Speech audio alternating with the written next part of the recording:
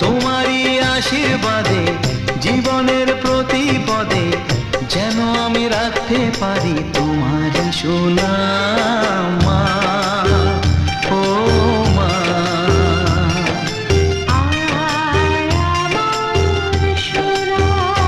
ও স্নেহের ছায়ায় ভালোবাসায় ঢেকে রাখে যে, অনেক জ্বালাশয় বুকে জড়িয়ে রাখে যে, তারই আঁচলে মুখ লুকিয়ে রেখে জীবন আমার কাটিয়ে দেব তোমায় দেখে মা।